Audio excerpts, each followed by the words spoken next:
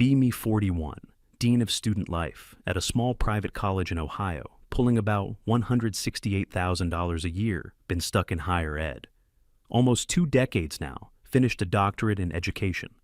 Leadership years ago, dissertation was about equity for women in college sports. This job was supposed to be the payoff, finally in a seat where I could actually force things to change. School is called Hartwell College. Around 3,400 students been around since 1891.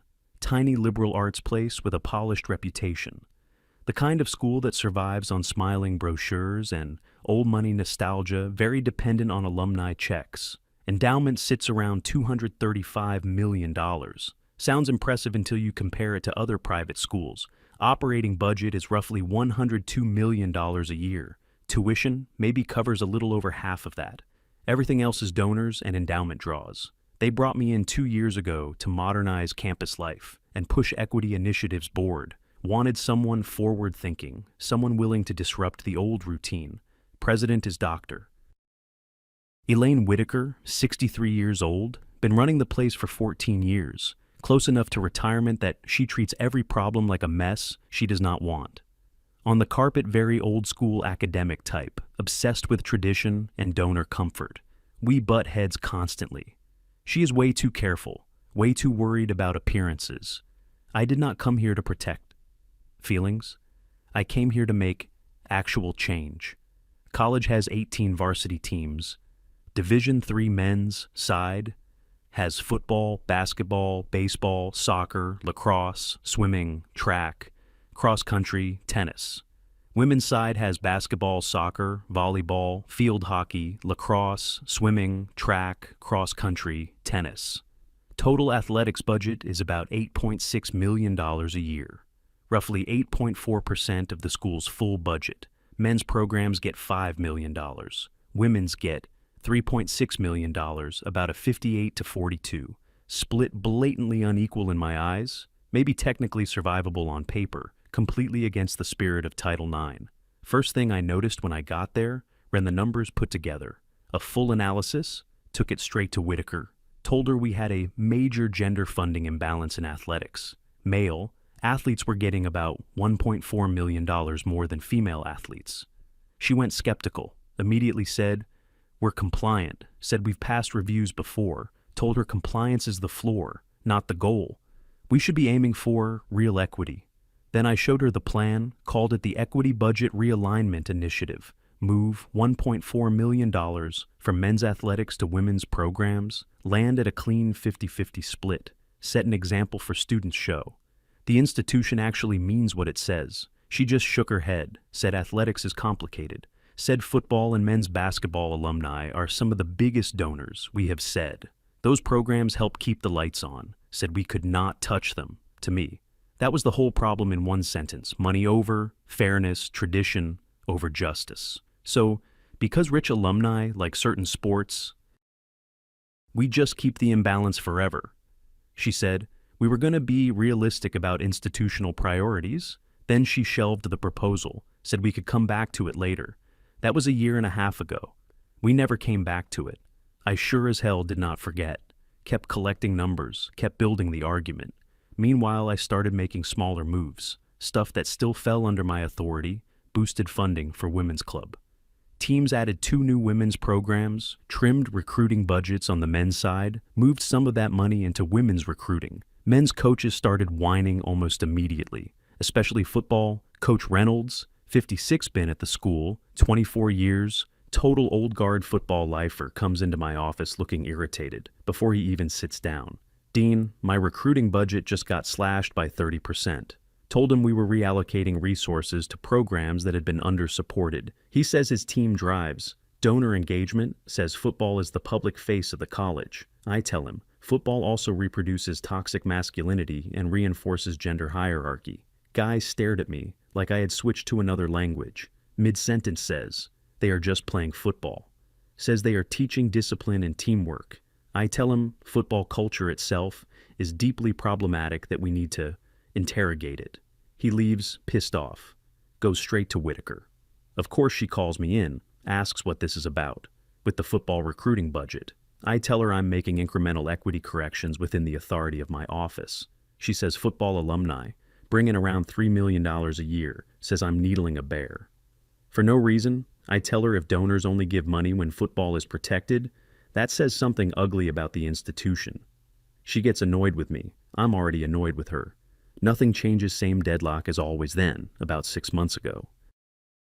The opening finally shows up. College gets hit with a projected $4 million deficit enrollment, dips still screwing us, applications trending down. 2. Whitaker forms a budget committee. I get a seat on it. Committee starts meeting every week. Whole point is to find cuts and stop the bleeding. Every division told to identify savings. Nothing off limits. Soon as I heard that, I knew this was my shot. Athletics takes up 8.4% of the budget and maybe serves 20% of the student body. If we're being generous, most students do not go to games. Most students get nothing from all that spending. Yet we're talking about cutting academic offerings, packing more students into classes all, so we can keep overfunding sports programs that mostly benefit men. I put together a presentation for the budget committee, 40 slides fully loaded, athletics spending, gender disparities, and what the school's real priorities should be. Start with the cost breakdown. Athletics versus academics, around $11,500 a year per athlete, about $4,200 per regular student. Put the comparison up on the screen, nice and clean, then move to game attendance, which is pathetic for almost everything, except homecoming, football average, men's basketball game, gets maybe 140 people, mostly parents and whoever got dragged there. Baseball draws maybe 60 on a good day. Yet we are dumping huge money into keeping those programs alive. Then I get to the recommendation slide. My actual recommendation, cut the low attendance men's programs. Football, baseball, and men's lacrosse saves about $3.1 million. Move $1 million of that into women's athletics. Send the rest back to academics. Room goes dead silent. Not thoughtful, silent. More like someone just detonated something under the conference table. People are staring at me like I lost my mind. CFO is the first one to talk, says football drives. Donations, says we cannot cut football. I tell him those donations are tied to preserving an inequitable system. Ask whether we really want the institution held hostage by donors who only support male sports dominance. Whitaker is already shaking her head. Before I finish, says, this is not realistic. Says we have contract obligations, coaches, conference commitments. All of it I was ready for. That tell her contracts can be bought out, or staff can be reassigned, conference membership can be adjusted. Other colleges have done exactly this. I put up examples. 3 small private schools that dropped football over the last decade, all still operating. All redirected money into academics and broader student support.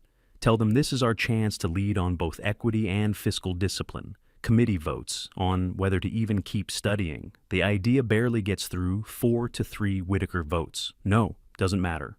I get authorization to build a full implementation plan, spend the next month living inside that proposal, timeline for shutting programs down, staff, transition, paths, facility, repurposing, communication, rollout, student support, services, budget, reallocation, the whole thing. Honestly, beautiful work, thorough as hell, radical in the best way. Present it to the full committee, then separately to Whitaker, in private. She reads through it with that tight expression she gets when she's trying not to snap. Then finally says, this is institutional suicide, voice sharp as glass. Says those 3 programs support around 180 male athletes, asks, what happens to them? I say they can transfer or move into club sports. She asks about the coaches. Says these are real people with mortgages and families. I say they get severance, they find work somewhere else. She is visibly angry now, which for her is rare, asks about alumni. Reminds me football alumni alone give around $3 million a year. Asks if I seriously believe they will keep donating after this. I tell her that if their money depends on preserving gender inequality, then we should not want it. She stands up, right there, says meeting over, tells me she is not taking this to the board. I tell her she does not have unilateral authority to bury it forever. Committee approved, further action. She says she's the president. She decides what reaches the board. So there we are, complete deadlock, She refuses to move. I refuse to fold.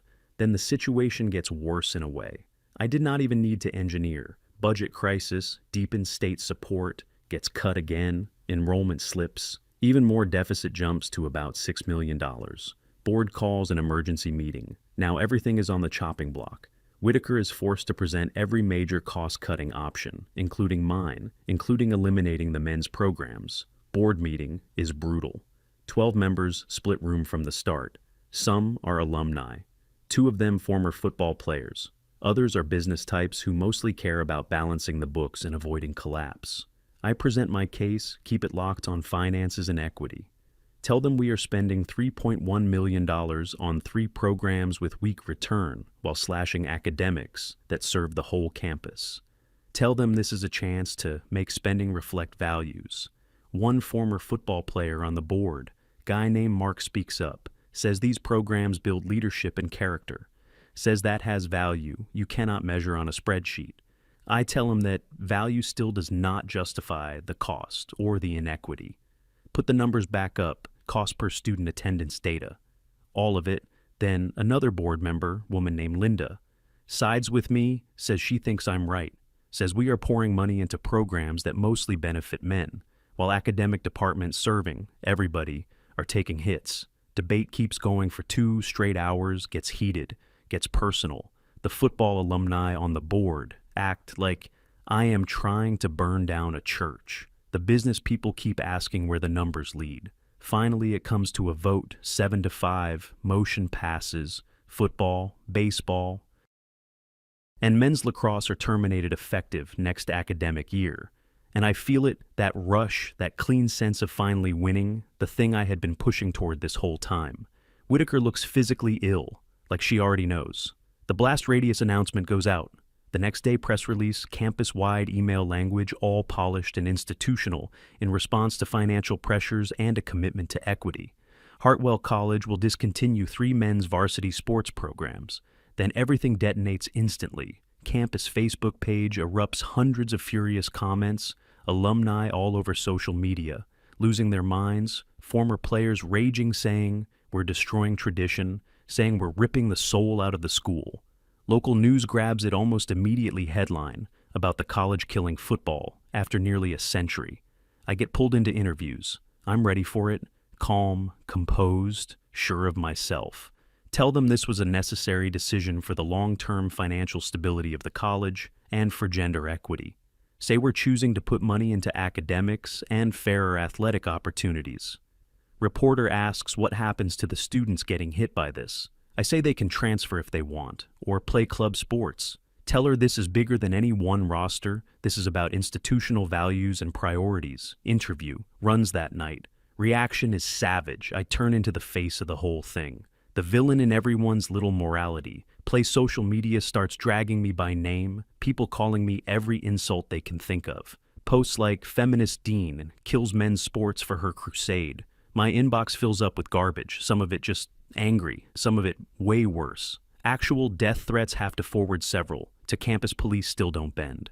Keep telling myself, this is necessary. This is the right thing.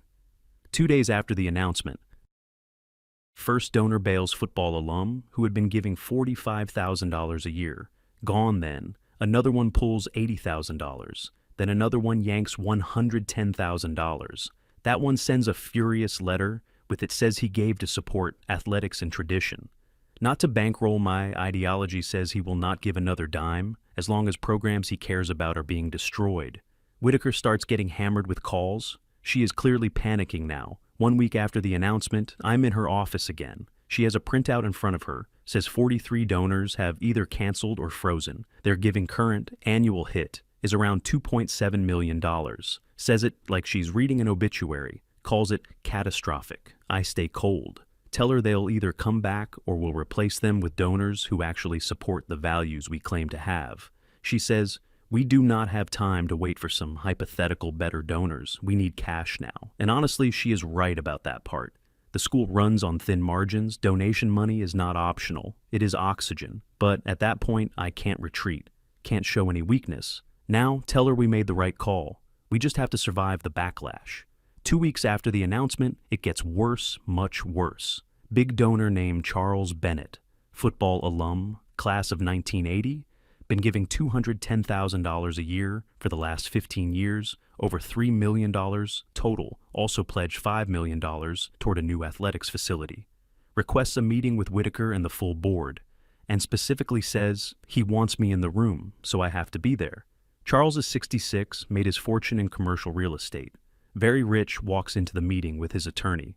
Beside him, which is never a good sign, doesn't smile, doesn't shake hands, just sits down, opens a folder, and gets right to it. Says he's formally withdrawing every dollar of financial support from Hartwell College annual Giving Capital pledge. All of it. Board members look stunned. That $5 million pledge was a major piece of the facility's plan.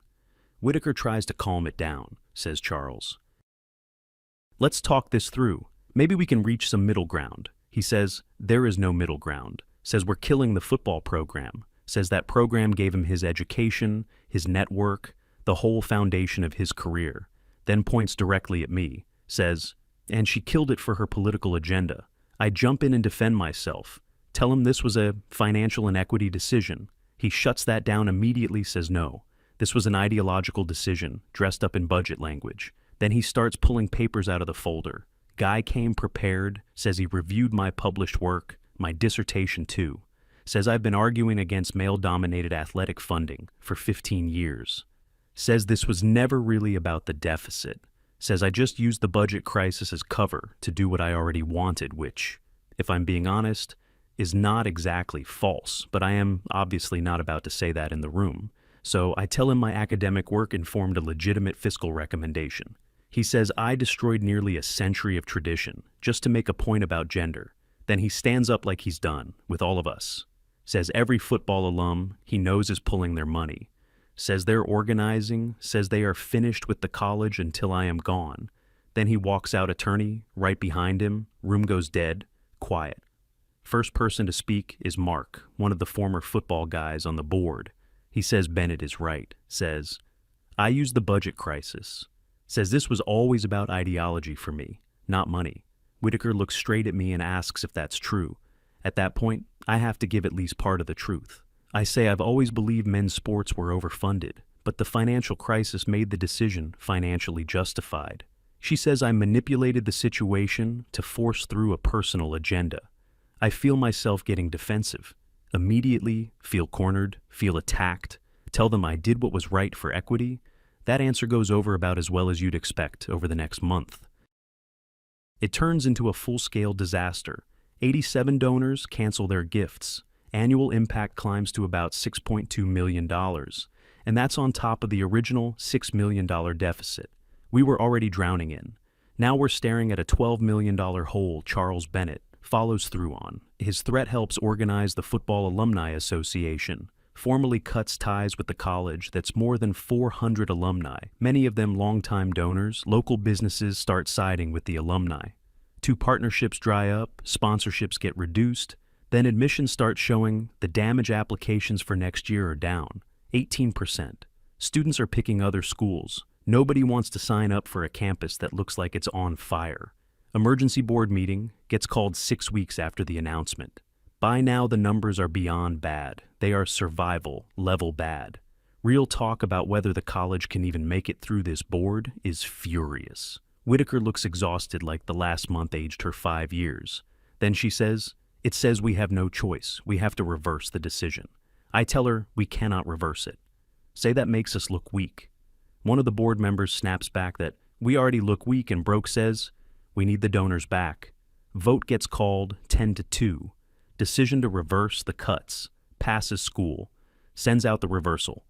Notice says, after further review and listening to community feedback, football, baseball, and men's lacrosse will continue. Says all varsity programs are being maintained. Absolute humiliation, full retreat, public surrender, basically a signed confession that I lost.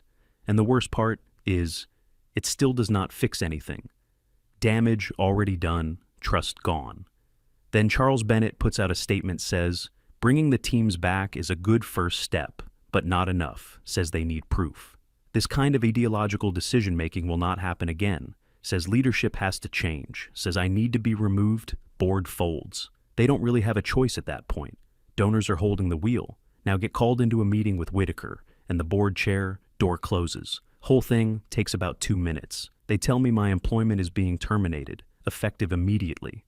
I tell them this is retaliation for trying to implement equity. Board chair says no, says this is a consequence for destroying donor relationships and wrecking institutional trust. They offer severance 3 months, pay bare minimum. That same afternoon, I get walked off campus. 2 years of work, wiped out in 1 day, news spreads instantly, dean fired after failed sports cuts. Now, I'm not just part of the story. I am the story. I am the warning label. I am the failure. Everybody points at social media, celebrates like a parade, broke out posts everywhere. Woke dean got what she deserved. People loving every second of it. Even some progressive people pile on, saying the cause may have mattered, but the execution was a disaster.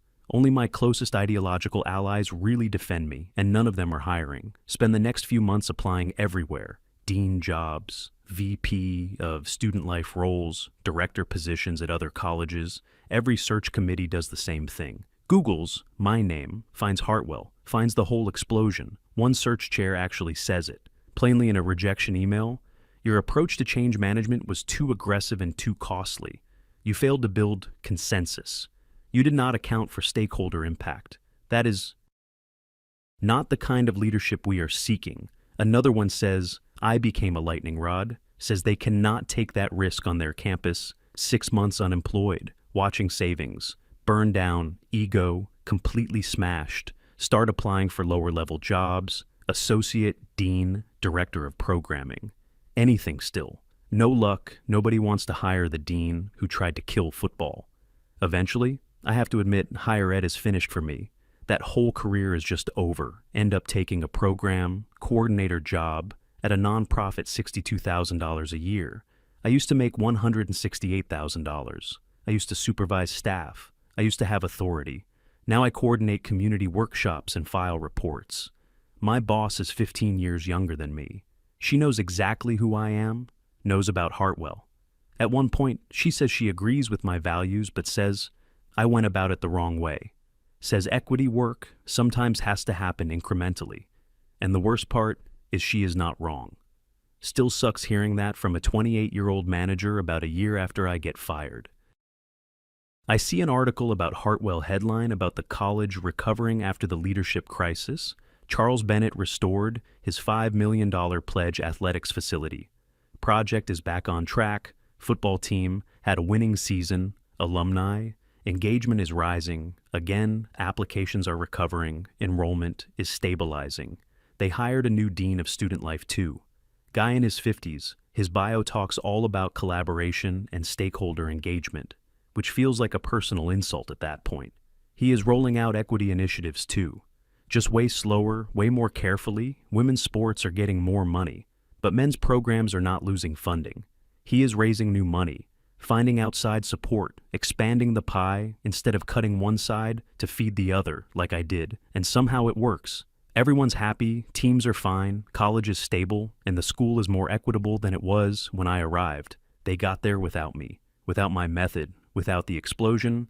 Turns out progress is possible without burning the place down. First 2 years later, I'm still at the nonprofit, still making $62,000. Did get promoted to senior coordinator, which sounds better than it pays. Still nowhere near dean level. Live in a small apartment, now couldn't keep the condo. Sometimes I scroll LinkedIn and make myself miserable, see former peers moving up, becoming vice presidents, becoming presidents, and I'm the one who flamed out in public, the one who pushed too hard and got buried for it.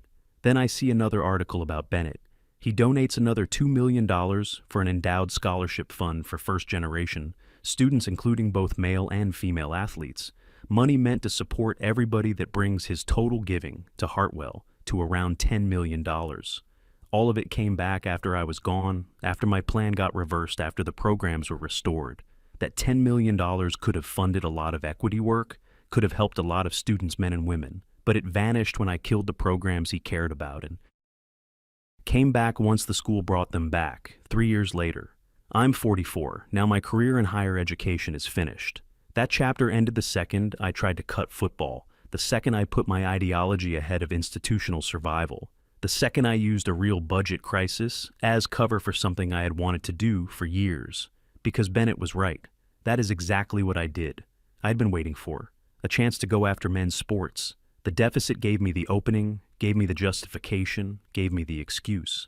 And once I had it, I went all in. Never built consensus. Never really thought through consequences. Never seriously weighed what it meant for students, coaches, alumni, staff, or the broader community. I was locked onto the goal, my vision, my version of equity, and it cost me everything. Cost the college millions. In the short term, cost 180 student athletes their teams, even if only temporarily cost. Coaches their jobs, cost staff, their stability, all for a decision that got reversed 6 weeks later.